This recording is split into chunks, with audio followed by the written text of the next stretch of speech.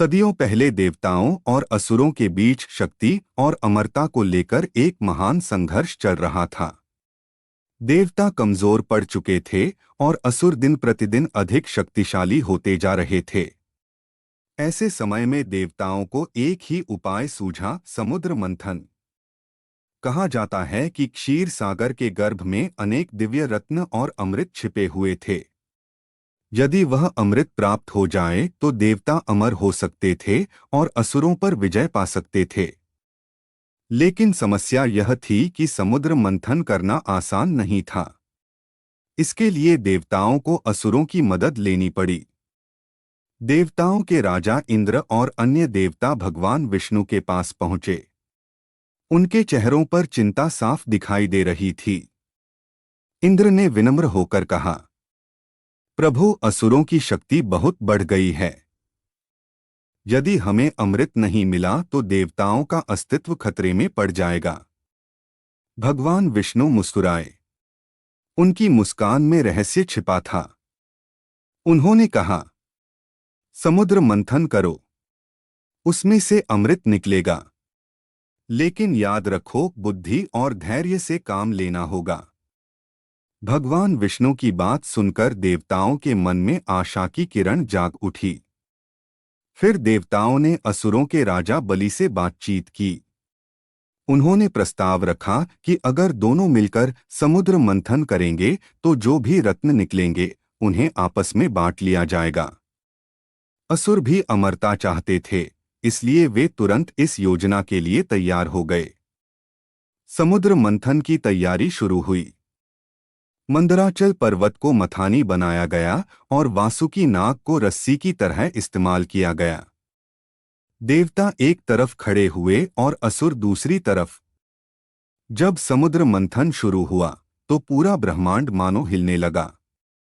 लहरें ऊंची उठने लगीं, आकाश में बिजली चमकने लगी और समुद्र की गहराइयों से रहस्यमयी ऊर्जा बाहर आने लगी। सबसे पहले समुद्र से निकला हलाहल विष। वह विष इतना भयानक था कि उसकी एक बूंद भी पूरे ब्रह्मांड को नष्ट कर सकती थी। देवता और असुर दोनों घबरा गए। तब सभी ने भगवान शिव से प्रार्थना की। भगवान शिव ने ब्रह्मांड की रक्षा के लिए वह विष अपने कंठ में धारण कर लिया। तभी से उन्हें नीलकंठ कहा जाता है। इसके बाद समुद्र मंथन जारी रहा। एक एक करके अनेक अद्भुत रत्न निकलने लगे। कामधेनु, ऐरावत, कौस्तुभमणि, कल्पवृक्ष और देवी लक्ष्मी। देवी लक्ष्मी ने भगवान विष्णु को अपना पति चुना और देवताओं के बीच आनंद की लहर दौड़ गई। लेकिन असली चीज अभी भी समुद्र के भीतर छिपी हुई थी, अमृत। लंबे समय तक मंथन के बाद आखिरकार वह क्षण आया जब समुद्र से अमृत का कलश प्रकट हुआ। जैसे ही अमृत दिखाई दिया, असुरों की आंखों में लालच चमक उठा। उन्होंने तुरंत अमृत का कलश छीन लिया। देवता यह देखकर चिंतित हो गए, क्योंकि अगर असुर अमृत पी लेते तो वे अमर हो जाते और पूरे संसार पर उनका राज हो जाता। देवताओं ने फिर से भगवान विष्णु से मदद मांगी। भगवान विष्णु ने गहराई से सोचा। उन्हें पता था कि केवल शक्ति से यह समस्या हल नहीं होगी। इसके लिए बुद्धि और मायावी रूप की जरूरत थी। तभी उनके मन में एक अद्भुत योजना आई। उन्होंने सोचा, अगर मैं ऐसा रूप धारण करूं जिसे देखकर असुर खुद ही अमृत मुझे सौंप दें, तो देवताओं की रक्षा हो सकती है। और यहीं से शुरू होती है उस रहस्यमयी रूप की कहानी। एक ऐसा रूप जिसने असुरों को भी मोहित कर दिया। वह रूप था मोहिनी। लेकिन आखिर भगवान विष्णु ने यह मोहिनी रूप कैसे धारण किया और उस रूप का असुरों पर क्या असर हुआ? समुद्र मंथन से अमृत का कलश निकलते ही असुरों ने उसे तुरंत अपने कब्जे में ले लिया। उनकी आंखों में लालच साफ दिखाई दे रहा था। असुरों के राजा बलि ने गर्व से कहा, अब अमरता हमारी होगी। देवता हमें कभी हरा नहीं पाएंगे।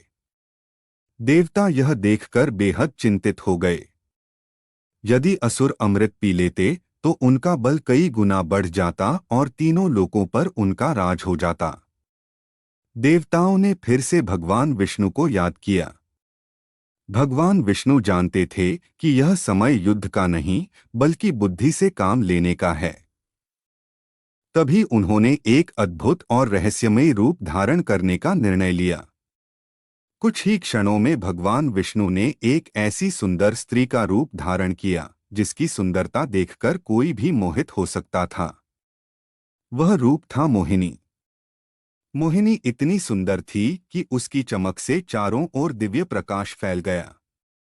उसके चेहरे पर अलौकिक मुस्कान थी और उसकी आंखों में ऐसा आकर्षण था कि देखने वाला खुद को भूल जाए।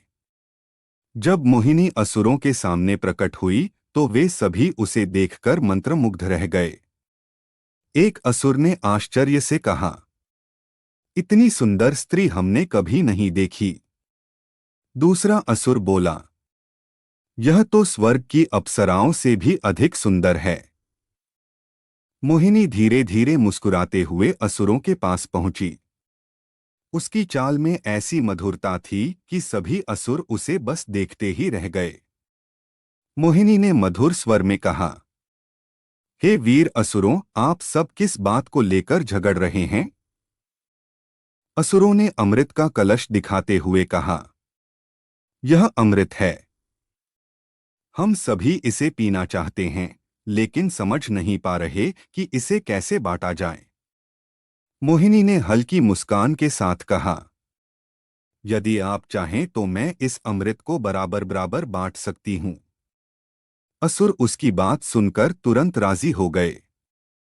वे उसकी सुंदरता और मधुर वाणी से इतने प्रभावित थे कि बिना सोचे समझे उस पर भरोसा कर बैठे। मोहिनी ने कहा, लेकिन एक शर्त है। आपको वही करना होगा जो मैं कहूं। असुरों ने तुरंत कहा, हमें मंजूर है। मोहिनी ने सभी देवताओं और असुरों को अलग अलग पंक्ति में बैठने के लिए कहा। असुर बिना किसी शक के उसकी बात मान गए। उन्हें विश्वास था कि अब अमृत उन्हें ही मिलेगा। देवता चुपचाप बैठे रहे। वे समझ चुके थे कि यह भगवान विष्णु की ही लीला है। मोहिनी ने अमृत का कलश उठाया और धीरे धीरे देवताओं की ओर बढ़ने लगी। असुर अभी भी उसकी सुंदरता में इतने खोए हुए थे कि उन्हें यह समझ ही नहीं आया कि क्या हो रहा है। मोहिनी ने एक एक करके देवताओं को अमृत पिलाना शुरू कर दिया। देवताओं के चेहरों पर खुशी और राहत दिखाई देने लगी। लेकिन असुरों को अभी तक इस बात का एहसास नहीं हुआ था कि उनके साथ क्या हो रहा है।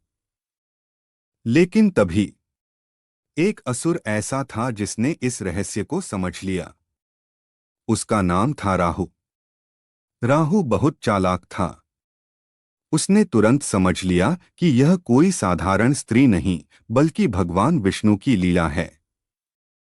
राहु ने एक चाल चली। वह चुपके से देवताओं के बीच जाकर बैठ गया ताकि उसे भी अमृत मिल सके। और जैसे ही मोहिनी ने उसे अमृत दिया, वहीं से शुरू हुई एक ऐसी घटना जिसने राहु और केतु की कहानी को जन्म दिया। जब मोहिनी अमृत का कलश लेकर देवताओं की पंक्ति में अमृत बांट रही थीं, तब असुर अभी भी उनकी सुंदरता और मोहक रूप में खोए हुए थे। उन्हें यह समझ ही नहीं आ रहा था कि उनके साथ क्या हो रहा है। लेकिन असुरों में एक ऐसा भी था जो बाकी सभी से अधिक चालाक था। उसका नाम था राहु। राहु ने ध्यान से देखा कि मोहिनी अमृत केवल देवताओं को ही दे रही हैं। उसके मन में तुरंत शक पैदा हुआ। उसने सोचा, यह साधारण स्त्री नहीं हो सकती। इसके पीछे जरूर कोई रहस्य है। राहु बहुत बुद्धिमान था। वह समझ गया कि अगर उसने तुरंत कोई चाल नहीं चली तो असुरों को कभी अमृत नहीं मिलेगा। तभी उसने एक योजना बनाई। राहु ने अपना रूप बदल लिया और चुपचाप देवताओं के बीच जाकर बैठ गया। देवताओं के बीच बैठकर वह भी अमृत पाने की प्रतीक्षा करने लगा। देवता उस समय अमृत प्राप्त करने में इतने मग्न थे कि किसी का ध्यान राहु पर नहीं गया। मोहिनी एक एक करके सभी देवताओं को अमृत पिला रही थीं। कुछ ही क्षणों बाद वह राहु के सामने पहुंची। राहु ने सिर झुकाकर ऐसे अभिनय किया जैसे वह भी देवताओं में से एक हो। मोहिनी ने उसे भी अमृत का एक घूंट दे दिया। लेकिन उसी समय सूर्य देव और चंद्र देव ने राहु को पहचान लिया। उन्होंने तुरंत मोहिनी को संकेत दिया कि यह देवता नहीं बल्कि असुर है। जैसे ही मोहिनी को यह बात पता चली, उन्होंने तुरंत अपना असली रूप धारण कर लिया। अब वहां मोहिनी नहीं बल्कि भगवान विष्णु खड़े थे। भगवान विष्णु ने बिना देर किए अपना सुदर्शन चक्र उठाया। एक ही पल में सुदर्शन चक्र घूमता हुआ राहु की ओर गया और उसका सिर उसके शरीर से अलग कर दिया। लेकिन तब तक राहु अमृत का एक घूंट पी चुका था, इसलिए उसका सिर अमर हो गया। राहु का सिर आकाश में स्थापित हो गया और उसका धड़ अलग हो गया। बाद में उसके धड़ को केतु के नाम से जाना गया। कहा जाता है कि राहु और केतु आज भी सूर्य और चंद्रमा से बदला लेने की कोशिश करते हैं। इसी कारण कभी कभी सूर्य ग्रहण और चंद्र ग्रहण होते हैं। इधर देवताओं ने अमृत पी लिया था और वे अमर हो चुके थे। जब असुरों को इस बात का पता चला तो वे क्रोधित हो उठे। उन्होंने समझ लिया कि उनके साथ धोखा हुआ है। अब उनके सामने सिर्फ एक ही रास्ता था, युद्ध। और इसी क्रोध से शुरू हुआ देवताओं और असुरों के बीच एक भयानक युद्ध। जैसे ही असुरों को पता चला कि मोहिनी वास्तव में भगवान विष्णु थे और उन्होंने अमृत देवताओं को पिला दिया है, उनके क्रोध की कोई सीमा नहीं रही। असुरों के राजा बलि ने क्रोधित होकर कहा, देवताओं ने हमारे साथ छल किया है, अब हम उन्हें कभी नहीं छोड़ेंगे। उनकी आवाज में इतना क्रोध था कि पूरा आकाश मानो कांप उठा। कुछ ही क्षणों में असुरों की सेना युद्ध के लिए तैयार हो गई। उनके हाथों में भयानक अस्त्र शस्त्र थे और उनके चेहरों पर प्रतिशोध की आग जल रही थी। दूसरी ओर देवता भी अब अमृत पीकर अमर हो चुके थे। उनके मन में भी साहस और शक्ति का संचार हो चुका था। देवताओं के राजा इंद्र ने अपनी सेना को तैयार होने का आदेश दिया और फिर शुरू हुआ एक भयंकर युद्ध। देवता और असुर आमने सामने आ गए। आकाश में अस्त्र शस्त्रों की चमक दिखाई देने लगी। पृथ्वी कांपने लगी और समुद्र की लहरें भी मानो इस युद्ध की गूंज से उफान मारने लगीं। असुर अपनी पूरी शक्ति के साथ देवताओं पर टूट पड़े। लेकिन अब परिस्थितियां बदल चुकी थीं। अमृत पीने के कारण देवताओं की शक्ति कई गुना बढ़ चुकी थी। इंद्र ने अपने वज्र से असुरों पर प्रहार किया। अग्नि देव, वरुण देव और अन्य देवताओं ने भी अपने दिव्य अस्त्रों का प्रयोग किया। युद्ध कई दिनों तक चलता रहा। असुरों की सेना बहुत शक्तिशाली थी, लेकिन देवताओं के पास अब अमरता की शक्ति थी। धीरे धीरे असुरों की शक्ति कम होने लगी। आखिरकार देवताओं ने असुरों को पराजित कर दिया। असुरों की सेना पराजित होकर पाताल की ओर भागने लगी। देवताओं के चेहरे पर विजय की खुशी दिखाई दे रही थी। इस प्रकार भगवान विष्णु के मोहिनी रूप ने देवताओं को अमृत दिलाकर उनकी रक्षा की। लेकिन इस कहानी का एक और रहस्य भी है, जिसे बहुत कम लोग जानते हैं। भगवान विष्णु का यह मोहिनी रूप इतना शक्तिशाली और रहस्यमयी था कि बाद में भगवान शिव भी इस रूप को देखने के लिए उत्सुक हो गए। और जब भगवान शिव ने मोहिनी रूप देखा तो एक ऐसी अद्भुत घटना घटी जिसने पूरी सृष्टि को आश्चर्य में डाल दिया। देवताओं और असुरों के बीच युद्ध समाप्त हो चुका था। देवताओं ने अमृत प्राप्त कर लिया था और असुर पराजित होकर पाताल लोक लौट गए थे। लेकिन भगवान विष्णु के मोहिनी रूप की चर्चा अब पूरे तीनों लोकों में फैल चुकी थी। देवता, ऋषि और गंधर्व सभी उस अद्भुत और रहस्यमयी रूप के बारे में बात कर रहे थे। जब यह बात भगवान शिव तक पहुंची तो उनके मन में भी एक जिज्ञासा उत्पन्न हुई। भगवान शिव ने माता पार्वती से कहा, मैं उस मोहिनी रूप को देखना चाहता हूं जिसके कारण असुर भी मोहित हो गए थे। माता पार्वती मुस्कुराईं और बोलीं, यदि वह वास्तव में इतना अद्भुत रूप है तो मैं भी उसे देखना चाहती हूं। तब भगवान शिव और माता पार्वती भगवान विष्णु से मिलने वैकुंठ लोक पहुंचे। भगवान विष्णु ने उनका आदरपूर्वक स्वागत किया। भगवान शिव ने मुस्कुराते हुए कहा, हे विष्णु, मैंने सुना है कि आपने मोहिनी का रूप धारण करके असुरों को मोहित कर दिया था। मैं उस रूप को स्वयं देखना चाहता हूं। भगवान विष्णु हल्के से मुस्कुराए। उन्होंने कहा, हे महादेव, वह रूप केवल एक लीला थी। लेकिन यदि आप देखना चाहते हैं तो मैं फिर से वह रूप धारण कर सकता हूं। इतना कहकर भगवान विष्णु कुछ ही क्षणों में फिर से मोहिनी बन गए। जैसे ही मोहिनी वहां प्रकट हुई, चारों ओर दिव्य प्रकाश फैल गया। उनकी सुंदरता इतनी अद्भुत थी कि उसे शब्दों में वर्णित करना लगभग असंभव था। उनकी आंखों में ऐसा आकर्षण था कि देखने वाला खुद को भूल जाए। उनकी मुस्कान में ऐसी मधुरता थी कि पूरा वातावरण शांत और मोहक हो गया। कुछ क्षणों के लिए भगवान शिव भी उस रूप को देखकर मंत्रमुग्ध हो गए। यह दृश्य देखकर माता पार्वती भी आश्चर्यचकित रह गईं। भगवान शिव समझ गए कि भगवान विष्णु का यह रूप वास्तव में अद्भुत और दिव्य है। लेकिन तभी एक ऐसी घटना हुई जिसने इस लीला को और भी रहस्यमयी बना दिया। भगवान शिव ने महसूस किया कि यह मोहिनी रूप केवल सुंदरता ही नहीं बल्कि एक दिव्य शक्ति भी है। कहा जाता है कि इसी मोहिनी रूप की लीला से आगे चलकर एक और दिव्य कथा जुड़ी और उसी कथा से जन्म हुआ एक ऐसे देवता का जिन्हें दक्षिण भारत में विशेष रूप से पूजा जाता है। जब भगवान विष्णु ने मोहिनी का रूप धारण किया तो उस अद्भुत रूप को देखकर स्वयं भगवान शिव भी कुछ क्षणों के लिए आश्चर्य में पड़ गए। मोहिनी की सुंदरता केवल बाहरी रूप नहीं थी बल्कि उसमें एक ऐसी दिव्य शक्ति भी थी जो पूरे वातावरण को प्रभावित कर रही थी।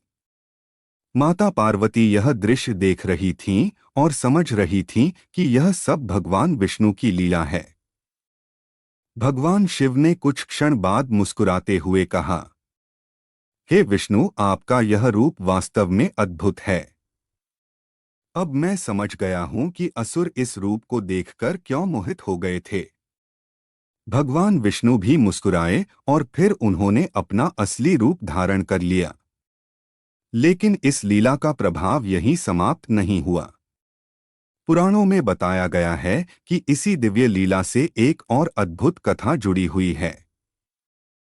कहा जाता है कि भगवान शिव और मोहिनी रूप के मिलन से एक दिव्य पुत्र का जन्म हुआ।